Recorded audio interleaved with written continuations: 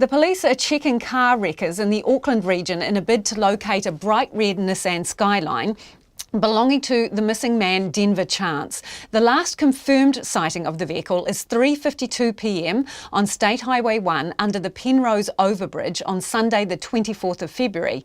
A red Nissan Skyline was also snapped on CCTV in Waihi later that evening, but the police have now discovered that there were two almost identical vehicles travelling along the motorway within seconds of each other. But the quality of the footage means it's not possible to read the licence plate on the Waihi vehicle. So Detective Senior Sergeant Megan Goldie can't say if it's Denver Chance's Nissan or not. It is possible that he still has gone to Waihi because we know from his friends and some of his searches on Trade Me that he was looking at property in the Waikino and Waihi areas.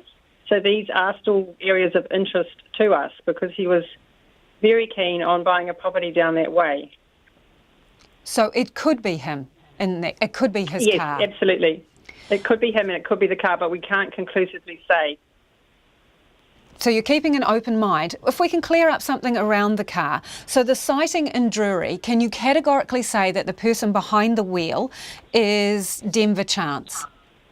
No, we can't because you're unable to see who's driving that vehicle, and again, because the quality of the CCTV is not clear enough for us to see inside. What can you tell us about who was in the car?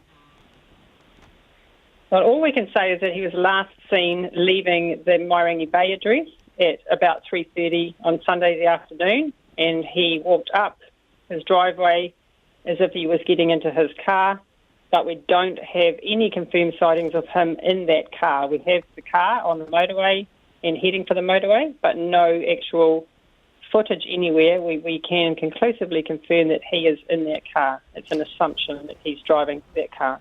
Right, so even from the point he leaves his place in Mairangi Bay, nobody saw him get in the car and leave in that vehicle? That's correct. So conceivably, it may not be him behind the wheel? That's a slight possibility. Why do you only say slight, Detective? Because we believe from what he said to his flatmate that he was just popping out and that no one else drives his vehicle. He has the keys in his room. It's a slight possibility that someone else met him up on the roadside, for example, and drove off in his car. But from all the information we have, it's him driving his car, but we have no confirmed footage to prove that. Beyond Waihi, have there been any other sightings of the vehicle? No, there hasn't, no. You mentioned there that he was interested in property in that area, and you know that because of his computer searches. What else does that computer tell you? Yeah, so we are working our way through the information on the computer, including any social media applications that he has. So that's a laptop, is it? It's a MacBook, yes. Are you aware of any other devices he may have owned that are still outstanding? No, he did have some other like cameras and GoPros and things which we have, and we are searching through those as well. Okay, let's talk about the cell phone for a minute. There is some activity on the cell phone on the Sunday when he was last seen. So what is it? It's been described as as data. So was it a phone call or was it just a location ping? What is it? Yeah, it's basically a location ping or polling on a cell tower, and that's in the Karaka area.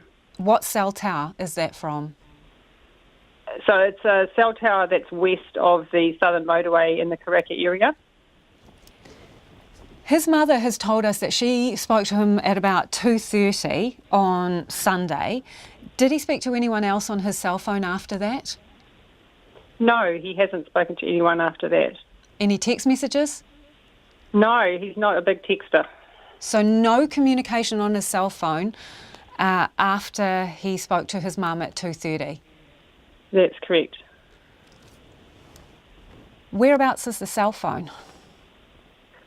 We would love to know the answer to that.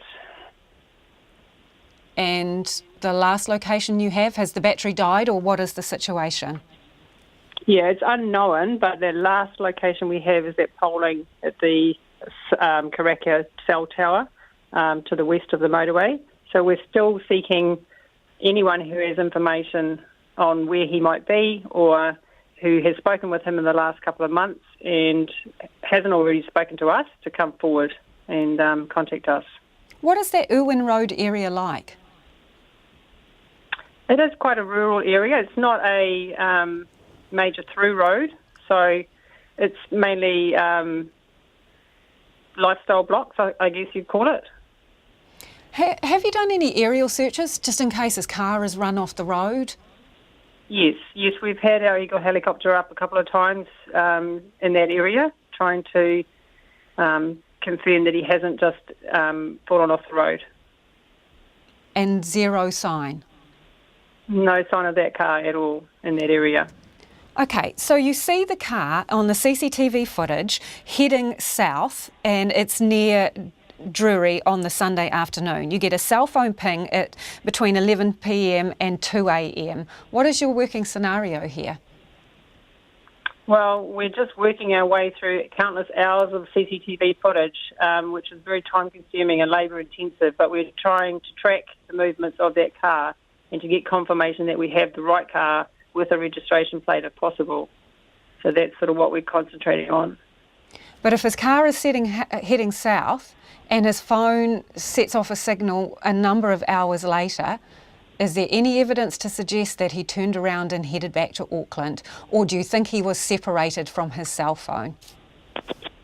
Yeah, look, it's highly possible that he did turn around and come back. We just really need to establish where he's been or where his phone has been in those hours in between the sighting on the motorway and then the pinging in the Karaka area on the cell tower.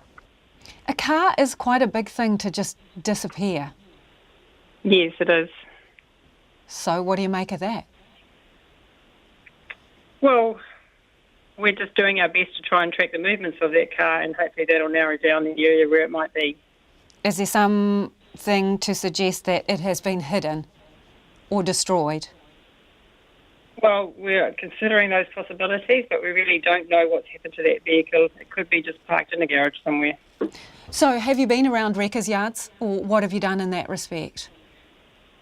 Yes, we're making inquiries in those areas, but it's important that as an investigation team we don't speculate. We just try and keep our options open and follow all avenues of investigation. Yeah, so how far afield have you looked in terms of the wreckers' yards? We've been concentrating mainly in the Auckland area at this stage, but we will consider going wider.